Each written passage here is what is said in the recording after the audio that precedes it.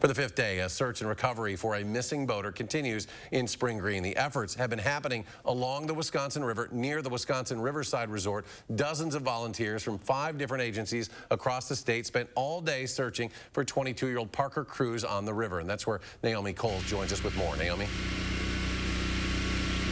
I just spoke with volunteer searchers. You can see them behind me. Unfortunately, the news is after a 5th day of searching, there is no updates yet. He's been missing. Parker Cruze has been missing since Saturday. Family says he jumped in after a collision on the Wisconsin River to help someone else in the water. It is now a search and recovery, but again, there is no word yet on whether they've been able to find him.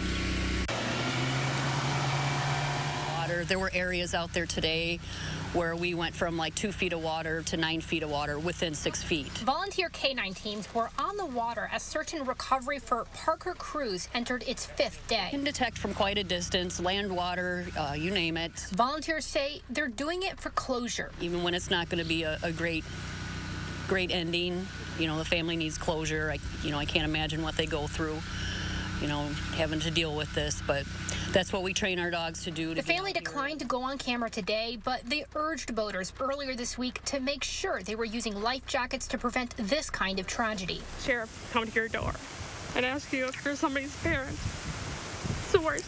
You never want to go through this. You never want to. Last year, the DNR recorded 22 boating deaths statewide. By the end of June this year, there had been 13. Today, K-9 teams are using sonar technology to probe the water and honed in on at least one area of interest. Because the river moves so fast, you know, so sometimes it could be there, sometimes it could have already moved. Just never know. You know, it's worth checking out, but it doesn't necessarily mean it's going to have an outcome.